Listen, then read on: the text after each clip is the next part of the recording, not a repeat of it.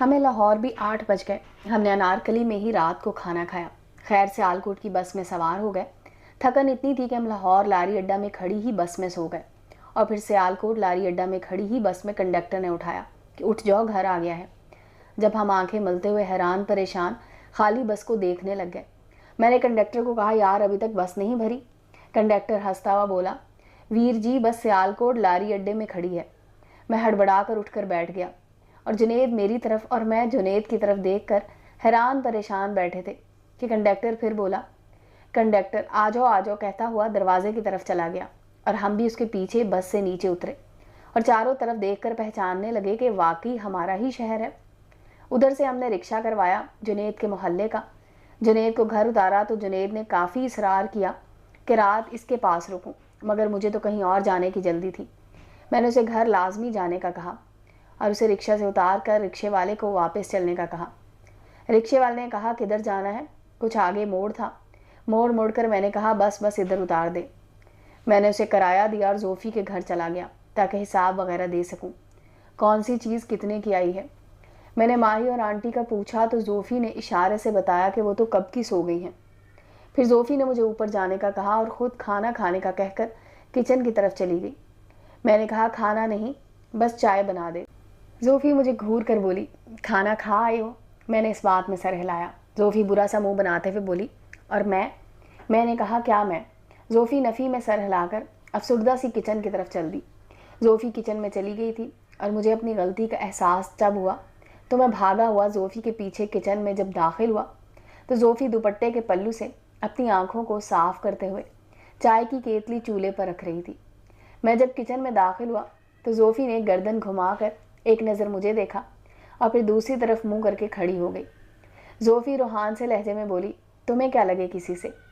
میں نے کہا، میں تو مذاق کر رہا تھا، میں تو خود صبح سے خالی پیٹ مارکیٹ میں گھومتا رہا اور اسی خوشی میں بھوک ہی نہیں لگی، اور تم اتنی کنجوس ہو کہ ایک دفعہ صلح مار کر جان چھڑوا کر جلدی سے کچن میں بھاگ آئی ہو۔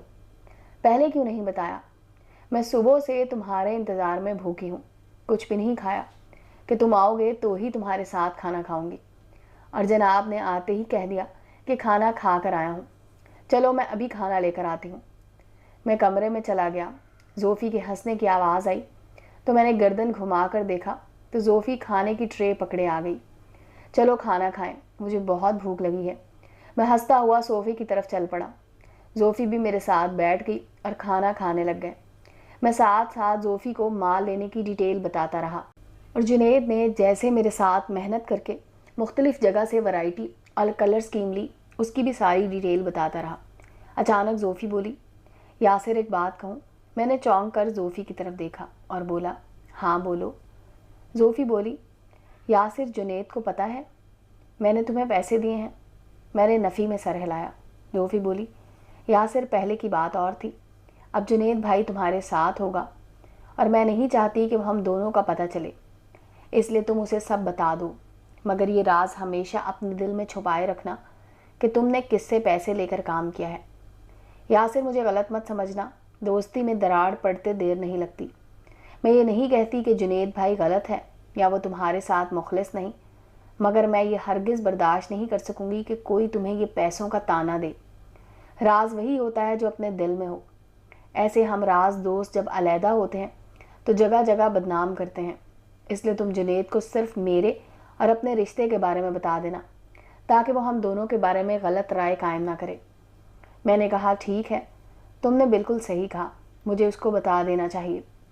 جنید ایسا لڑکا نہیں ہے، یاروں کا یار ہے، وہ تمہاری عزت بھابھی سمجھ کر ہی کرے گا، تم بے فکر ہو۔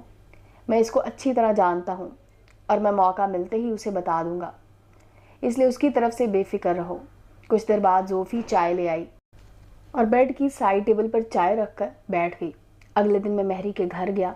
میں نے چائے کا کپ اٹھایا اور چسکیاں لیتے ہوئے مہری کی طرف دیکھنے لگ گیا۔ مہری بولی، یاسر دکان کیوں بدل لی؟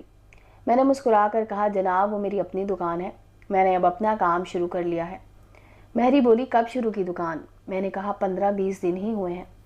مہری بولی، مبارک ہو، بہت خوشی ہوئی، بہت اچھی دکان بنائی ہے، اتنی اچھی سیٹنگ تو مما کی بوتیک کی بھی نہیں ہے۔ میں نے شکریہ ادا کیا، اور پھر میں نے مہری سے اسد کا پوچھا کہ وہ لاہور کیا کرنے گیا ہے۔ مہری ایک دم سنجیدہ ہو گئی۔ میں نے مہری کو پریشان دیکھ کر کہا کہ کیا ہوا؟ مہری پریشان کیوں ہو گئی ہو؟ مہری بولی کچھ نہیں، بس ایسے ہی۔ مہری کچھ تو ہے جو تم مجھ سے چھپا رہی ہو۔ مہری سر جھکا کر بیٹھی ہوئی تھی۔ اچانک مہری کی آنکھوں سے ٹپ ٹپ آنسو گرنے لگے۔ میں مہری کی حالت دیکھ کر پریشان ہو گیا اور چائے کا کپ ایک سائڈ پر رکھ دیا۔ مہری آنکھیں بند کیے ہی روئی جا رہی تھی۔ میں نے کہا مہری یار کیا ہوا اسد کو؟ ایسا کیا ہے جو مجھ سے تم چھپا رہی ہو؟ مہری بولی یاسر ہم اسد کی وجہ سے بہت مشکل میں پھنسے ہوئے ہیں۔ میں نے کہا ہوا کیا ہے؟ کچھ بتاؤ گی بھی؟ مہری اپنے آنسو صاف کرتے ہوئے بولی یاسر اسد غلط سوسائٹی میں بیٹھنے لگ گیا تھا اور کوئی اکری نامی بدماش کے ڈیرے پر دن رات رہتا تھا اور ہر وقت نشے کی حالت میں رہتا تھا۔ شراب پی کر گھر آتا اور آ کر مما کے ساتھ بدتمیزی کرتا تو کبھی مجھے مارتا کہ اچانک اس کے دوست اکری کے ڈیرے پر اس کے کسی دشمن نے حملہ کیا اور کافی فائرنگ ہوئی جس میں اکری کے اور مخالف پارٹی کے بندے مارے گئے، اور اس دن سے اسد… مہری پھوٹ پھوٹ کر رونے لگ گئی۔ میں نے کہا کیا اس دن سے؟ مطلب کیا ہے اسد؟ اسد کہاں ہے؟ مہری میرے دونوں ہاتھ پکڑ کر اپنے چہرے پر رکھتے ہوئے روتے ہوئے نفی میں سر ہلاتے ہوئے بولی پتہ نہیں کدھر گیا ہے، نہ اس کا کوئی پتہ ہے نہ ہی اس کے دوست اکری کا۔ میں نے کہا تم لوگوں نے پتہ نہیں کروایا؟ مہری بولی ہمیں تو پتہ ہی نہیں تھا، وہ تو پولیس ہمارے گھر آئی تھی اسد کو تلاش کرنے، تو تب ہمیں ساری صورتحال کا پتہ چلا۔ مما نے بہت کوشش کی مگر ان دونوں کا کوئی پتہ نہیں۔ پولیس بھی ان دونوں کو تلاش کر رہی ہے، ان پر قتل کا کیس ہے، اور جن کے بندے مرے ہیں وہ بھی بہت بڑے بدماش ہیں۔ ان کے بندے بھی ہمارے گھر آئے تھے اور مما کو دھمکیاں دے کر گئے تھے کہ اسد کو زندہ نہیں چھوڑیں گے۔